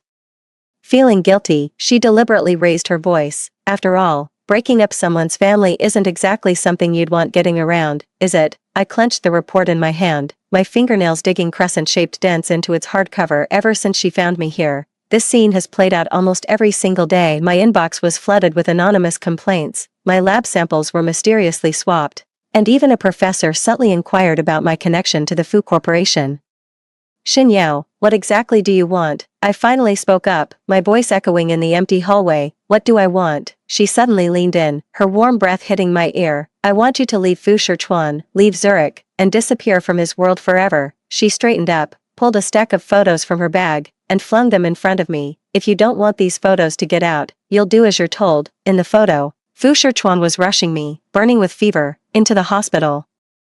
Yet, from the angle Xinyao had secretly captured, it looked as if the two of us were locked in a passionate kiss. I stared at the tense line of Fu Shichuan's jaw in the picture, and the memory suddenly pierced my heart. The trust one once believed was unbreakable had now become a weapon that wounded me. You have 3 days, Xinyao left, her footsteps crunching on the carpet of maple leaves, leaving behind an icy warning. The wind snatched up the photographs, turning them into a blinding swirl of crimson in the air. I watched her figure recede into the distance, clenching my fist as I vowed to myself, this time, I will not back down. 14. The rooftop wind, carrying the chill of late autumn, tangled the strands of hair that had fallen across my shoulders. I huddled by the rusted iron gate, clutching the photos Xinyao had maliciously spread. The corners were already crumpled and damp with sweat. In the distance, Lake Zurich shimmered, yet its surface reflected not a single trace of warmth. Knew I'd find you here. A familiar voice came from behind, carrying a steady, reassuring calm. Senior Gu Xian held a dark suit jacket in his arms. His gaze behind his glasses was gentle yet resolute. The rooftop of the lab building is a good place to escape reality. I forced a smile, my voice trembling almost imperceptibly. Senior, what brings you here? He sat down beside me and gently draped his jacket over my shoulders. The scent of cedarwood mixed with fresh grass enveloped me instantly. I heard someone posted some strange things by the lab door. He reached out and took the photo from my hand. His eyes scanned the distorted image, his brow furrowing slightly. The composition is too forced, even the lighting doesn't match up. I looked at him in surprise, only to find him studying the photo with intense focus, as if analyzing experimental data. I knew what kind of person you were from the moment you first stepped into the lab. He took off his glasses to clean them, his gaze behind the lens is clear and sincere, someone who gets upset over a failed cell culture, who stays up late helping a junior revise their paper. How could someone like you ever do those things? The wind picked up suddenly, swirling a few maple leaves in the air. I gazed at the distant Alps, and my eyes suddenly grew hot. So this is what it feels like to be trusted. It's even warmer than the Zurich sun. How about we go get a proper meal? Senior Gu Xian suddenly stood up, extending his hand to me. With a smile, I heard there's a new Chinese restaurant on the corner that serves authentic sweet and sour pork ribs. He shook his phone, its screen showing the restaurant's review page. My treat. Consider it a celebration for you being on the verge of solving this little problem. I placed my hand in his palm, feeling the thin calluses on his fingertips, marks left from years of holding test tubes. 15. The aroma of sweet and sour pork ribs still lingered on my tongue when the restaurant's carved wooden door was suddenly flung open. A cold gust of wind rushed in, carrying with it the damp, metallic scent of Zurich's rain. Fu Shichuan was drenched, his shirt clinging to his chest. Droplets from his hair dripped onto the expensive Persian rug, spreading dark stains. his gaze cut through the crowded room, locking directly onto my hand, which was clutching a pair of chopsticks. "You Wani," his voice was hoarse, grating like sandpaper. He rushed over in a few strides, knocking over a wine glass from the neighboring table. The crimson wine snaked down the tablecloth, pooling into a small puddle at my feet. He grabbed my wrist roughly, the heat from his palm startling. "Why did you block me? Why did you leave without a word?" I stumbled as I was yanked, the porcelain spoon clattering onto the bone china plate. Senior Gu Xian rose immediately, the hem of his suit jacket sweeping across the table as he positioned himself firmly between us. "Sir, please let her go," he said, his voice calm yet edged with an unyielding coldness. His gaze from behind the gold-rimmed glasses was as sharp as a scalpel. Fu Shichuan's movements froze abruptly. He stared at Senior Gu Xian's hand resting on my shoulder, his Adam's apple bobbing. Raindrops traced the sharp line of his jaw and fell onto their intertwined fingers. "Who is he?" His voice carried a tremor I'd never heard before, as if something had just shattered inside his chest. The hushed whispers in the restaurant fell into a terrifying silence. I stared at Fu Shichuan's pale face, remembering the sight of his back as he turned away from the Civil Affairs Bureau 3 months ago, and the sweet photo of him and Xin Yao in his social media feed. The pain in my wrist suddenly sharpened. I took a deep breath and spoke slowly in Chinese, tinged with a Swiss German accent. "Mr. Fu, this is my lab partner, Gu Xian." Senior Gu Xian smoothly moved to shield me, pulling a silk handkerchief from his suit's inner pocket to gently dab at the red mark on my wrist. The gesture made Fu Shichuan's pupils contract sharply. He suddenly reached out to pull Senior away, only to have his own wrist seized in a precise grip. The tense standoff between the two men weighed heavily in the air, until a waiter cautiously approached to ask if they needed any assistance. "Mr. Fu." I stepped past my senior and looked directly into Fu Shichuan's bloodshot eyes. "We're over." As the words left my mouth, the aroma of stir-fried chilies wafted from the kitchen, unexpectedly reminding me of the first time I visited the Fu family 7 years ago, when he secretly slipped a piece of braised pork into my bowl. And now, those tender moments had become poisoned memories. Fu Shichuan's lips parted, but in the end, only a broken, light laugh escaped. He released his grip, took 2 steps back, his leather shoes crushing through the spilled red wine on the floor. Before leaving, he cast one last look at me. That gaze was like a rusted knife, blunt, yet it still managed to carve fine, bleeding lines deep in my heart. By the time the restaurant door clicked shut again, the steam had long vanished from the sweet and sour pork ribs.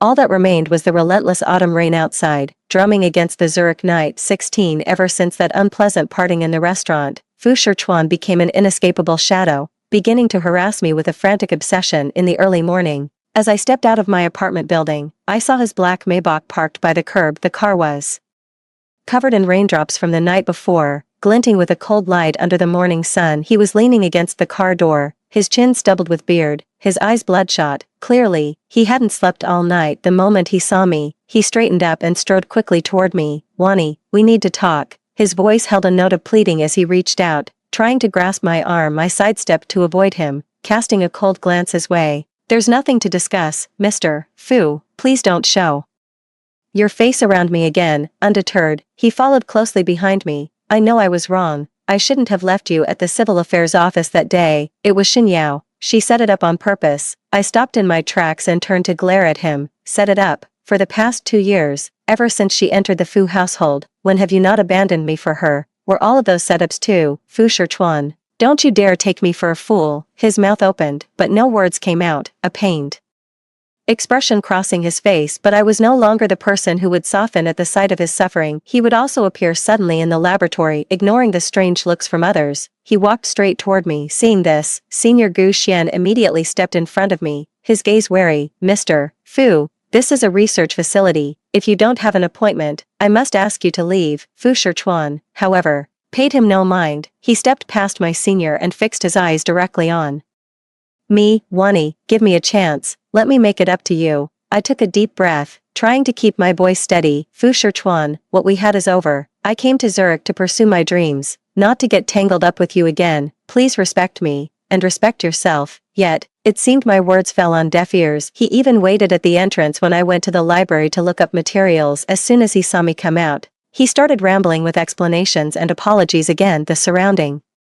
classmates cast curious glances and whispered among themselves, "Who is that man? Why is he pestering her like that? That seems to be her ex-boyfriend." I heard he even abandoned her before. Listening to these whispers, my face flushed crimson, and the fury in my heart burned hotter and hotter. Fu Shichuan, what will it take for you to stop? I couldn't take it anymore and shouted at him. A flicker of panic flashed in his eyes. Wani, I truly can't live without you. Just come back, and I'll do anything you say. A cold laugh escaped me. It's too late, Fu Shichuan. Some things, once lost, are gone forever. With that, I turned and walked away without a backward glance, leaving him standing alone, his silhouette looking utterly desolate. 17 Zurich's late autumn was shrouded in a damp, chilly mist. I clutched the rejected experiment report, my knuckles turning white against the manila envelope. A crowd of students had gathered around the bulletin board at the end of the corridor. Several photos were defaced with glaring red circles and graffiti. One showed Fu Shichuan grabbing my wrist, captioned Chinese student gold-digging tycoon, academic fraud exposed. You've been quite the star lately, Miss Yi. Xinyao leaned against the lab doorway, her Chanel quilted bag clinking sharply against the metal frame. Several blonde girls flanked her, their phone cameras brazenly trained on my trembling fingers. I heard Professor Gu got called in by the academic committee because of you.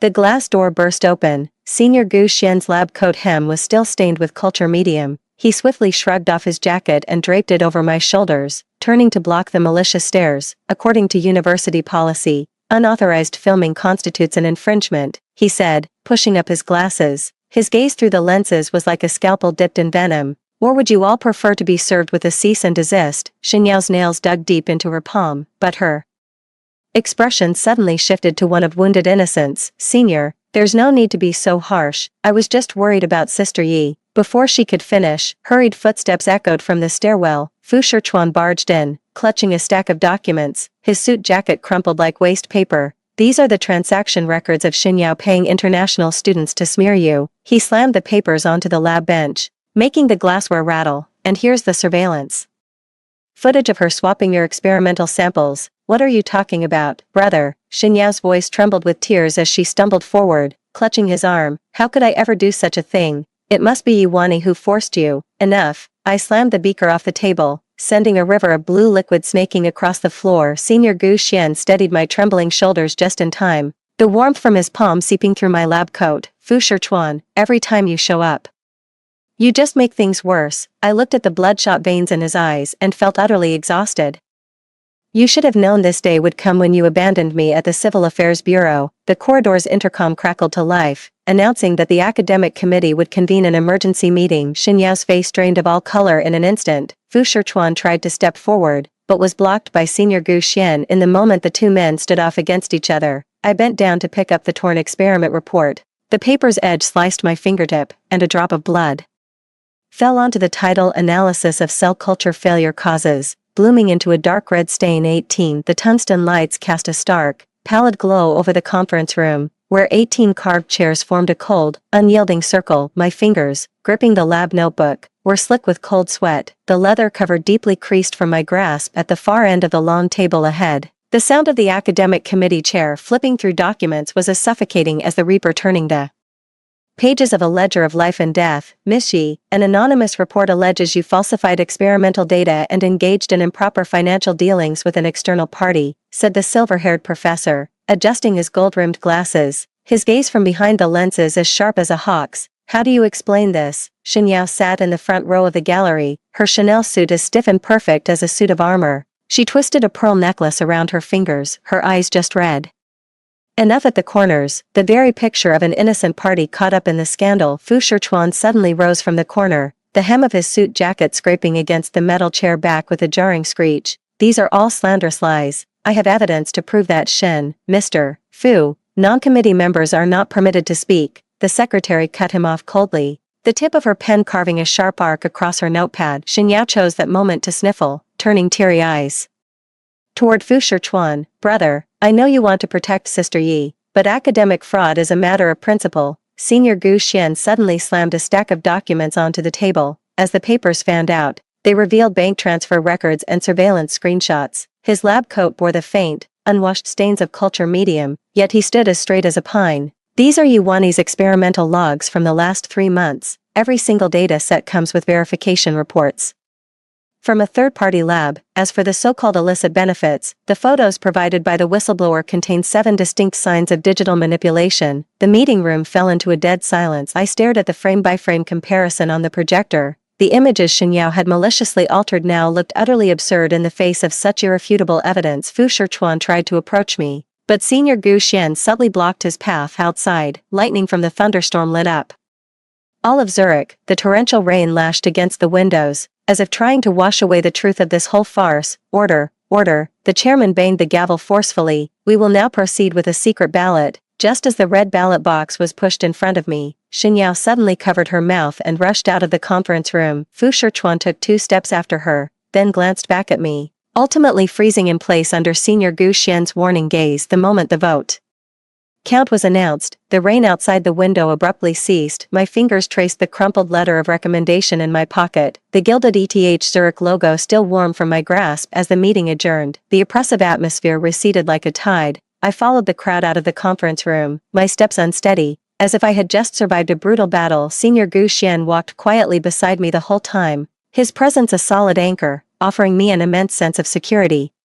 Shall we go see the Alps after the rain? His voice was soft, carrying a gentle insistence. I looked up and met his clear gaze. Behind his glasses, his eyes were filled with concern and encouragement. Okay, I replied softly, a slight smile touching my lips. It was the first genuine smile I'd managed in a long while. 19. We drove towards the Alps. Along the way, the crisp, rain-washed air streamed in through the car window, carrying the scent of damp earth and fresh grass. The view outside the window was like a painting, with the mountains shrouded in a light mist, creating a scene straight out of a fairy tale. As we reached the foot of the mountain, the clouds and mist gradually cleared, revealing the majestic form of the Alps. The snow atop the peaks glittered in the sunlight as if studded with countless diamonds. Senior Gu Xian and I strolled along the mountain path, the soil beneath our feet damp and soft, each step brimming with vitality. Look, it's an Edelweiss, Senior Gu Xian said, suddenly stopping and pointing to a small white flower by the roadside. I crouched down and gently touched its soft petals, feeling a wave of inexplicable emotion well up inside me. Thank you, Senior, I said, standing up and looking at him sincerely. If it weren't for you, I truly don't know how I would have gotten through this dark time. He was taken aback for a moment, then offered a warm smile. Don't mention it, I believe in you. And I believe in the truth. Besides, you deserve better. We walked on and soon found ourselves in a wide, open meadow. In the distance, a few fawns grazed peacefully, and birds sang cheerfully from the branches. I took a deep breath, soaking in the beauty of nature, and the gloom in my heart simply melted away. You know, I really thought Fu Shichuan and I would make it, I said softly, gazing into the distance. But now I understand, some things, once lost, are gone for good. They never come back. Senior Gu Xian listened quietly, saying nothing, and simply took my hand gently in his. What's past is past, what matters is the future, he said, his voice firm yet gentle. I believe your future will be filled with sunshine and hope. I turned to look at him, my eyes glistening with tears as the sun set in the west. Its golden light bathed us, painting the Alps in a brilliant shade of gold. 20. The sun was sinking slowly behind the peaks of the Alps, staining the sky a deep crimson. Senior Gu Xian and I walked down the winding mountain path, the gravel at our feet glinting with fragmented light in the fading glow. My phone suddenly buzzed. As the screen lit up, an anonymous message popped up. I opened it instinctively, and my pupils instantly contracted. In the photo, Shen Yao, half naked, was nestled in Fu Shichuan's arms. The sheets were rumpled, and an air of intimacy seemed to seep right out of the screen. But strangely, my heart didn't ache as I had expected. It felt like I was looking at a photo of a complete stranger, someone who had nothing to do with me. Senior Gu Xian noticed my odd behavior, stopped walking, and looked at me with concern. What's wrong? I shook my head gently, a mocking smile curling at the corner of my lips. It's nothing, just some petty provocation. As I spoke, I decisively pressed delete and then blocked that anonymous number. They think something like this could unsettle me, but they're wrong. I shoved my phone back into my pocket and lifted my gaze to the distant, rolling mountains. I once gave Fu Shichuan my whole heart, but he let me down time and again. He even abandoned me when I needed him most, and Shen Yao, she'll stop at nothing to have him, not realizing she's only fooling herself. Senior Gu Xian listened quietly, saying nothing, only reaching out to gently rest his arm around my shoulder, offering silent support. There was a time when I thought losing him meant losing my whole world, I said, taking a deep breath of the crisp mountain air and feeling the breeze brush against my cheek. But after going through so much, I've realized I'm far stronger than I ever imagined. Now, I have my own dreams and people worth cherishing. Those past pains are just marks of growth. Senior Gu Xian looked down at me, his eyes filled with admiration and tenderness. I'm so glad you see it that way. You deserve the best. And those who tried to hurt you will eventually face the consequences of their actions. 21. The night in Zurich was quiet and profound. The street lamps cast a soft glow, bathing the cobblestone street in a warm, golden light. I had just stepped out of the lab, an unfinished experiment report still in my hand, my mind still tangled in the complex data. Wani, a familiar voice called from behind, tinged with urgency and panic. I stopped in my tracks and slowly turned around to see Fu Shichuan standing there, panting heavily. His hair was slightly disheveled, his eyes betraying exhaustion and anxiety. He had buttoned his suit jacket incorrectly, which made him look rather disheveled. What are you doing here? I asked, my tone flat and devoid of any emotion. He strode quickly up to me, reaching out as if to grab my arm, but his hand froze midair when he saw the coldness in my eyes. Wani, the photos you received aren't real. Xinyao drugged me and set me up. Nothing happened between us. I listened quietly to his explanation, my gaze steady upon him, yet my heart remained utterly unmoved. There was a time when his every word could stir my emotions, bringing me joy or sorrow, but now, the pain of the past has taught me resilience, and made me understand that some things, once lost, are gone forever. Fu Shichuan, I interrupted him, my voice soft yet resolute. What the truth is, it no longer matters to me. A flicker of shock crossed his eyes, his face etched with disbelief. Wani, how can you say that? I know I was wrong before, I hurt you, but this time it's truly a misunderstanding. I can't let you think that of me. I let out a soft sigh, looking at him with eyes full of distance. Fu Shichuan, we can't go back. I trusted you so completely, I relied on you, but you let me down time and again. That day outside the Civil Affairs Bureau, all those times you stood me up, I'll never forget that pain. I know I was wrong. Wani, give me a chance to make it up to you. I promise I'll never let you suffer another moment of hurt. His voice held a note of pleading as he reached out to take my hand. I gently moved my hand away and shook my head. It's too late, Fu Shichuan, I've moved on. I have my own life now, my own dreams. I don't want to be haunted by the past anymore. He gave a slight shudder, a pained expression crossing his face. Wani, I truly love you. I can't live without you. That's not what love is, Fu Shichuan, I said, looking at him with a trace of pity in my eyes. Real love is about trust, companionship, and standing by someone when they need you most, and you've failed on all counts. With that, I turned and walked away, leaving him standing there alone. I could feel his gaze following me from behind, but I didn't look back. 22. Time flowed gently in the tranquility of Zurich. After that final conversation with Fu Shichuan, he vanished from my life as if evaporated into thin air. The busyness of the lab and the companionship of my senior, Gu Xian, gradually allowed the old wounds to be buried beneath the dust of time. On an ordinary afternoon,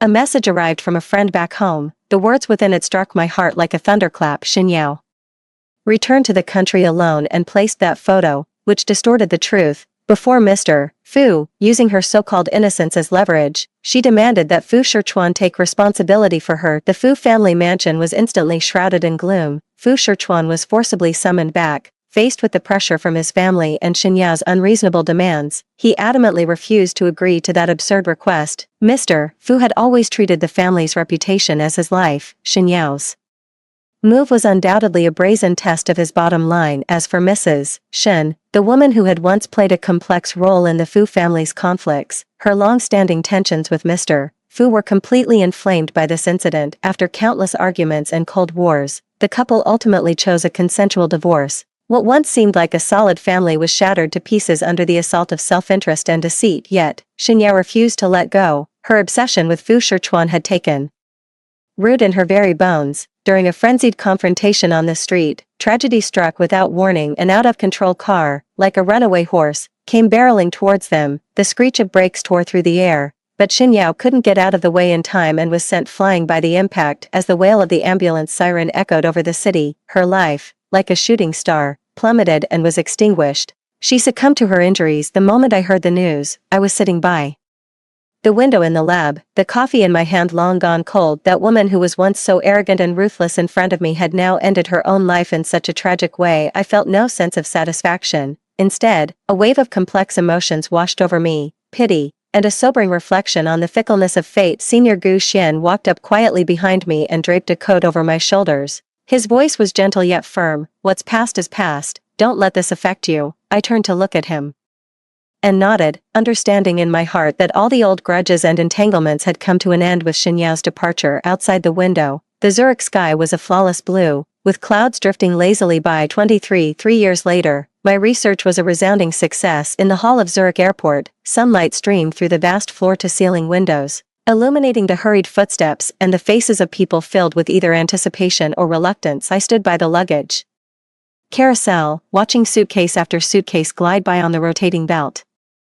My heart filled with a complex mix of emotions about my imminent return home. Wani, a familiar voice called from behind me, carrying its unique, gentle warmth. I turned around to see Senior Gu Xian holding a large bouquet of vibrant red roses, his eyes brimming with a mixture of amusement and nervousness. In his other hand, he held 2 plane tickets, which shimmered slightly in the sunlight. This is... My eyes widened slightly as I looked at him in surprise. He took a deep breath, stepped forward, and held the roses out to me, his gaze steady. Wani, for these past 3 years, we've worked side by side in the lab, facing every difficulty and challenge together. You know, from the very first moment I saw you in the lab, I was captivated by your focus and dedication. He paused, gently placing the plane tickets in my hand, and continued, now that your research has achieved such great success, I don't want to wait any longer. These are 2 tickets home. I want to go back with you, not just as a colleague or a friend, but as your boyfriend. So, Wani, will you let me walk beside you into our future? Looking at the roses and the tickets in his hands, a wave of warmth washed over my heart. For these 3 years, he had been quietly by my side, offering support and encouragement when I felt most helpless, and celebrating with genuine joy for every achievement I made. His confession was the answer I had been waiting for. I took the rose and said with a smile, I thought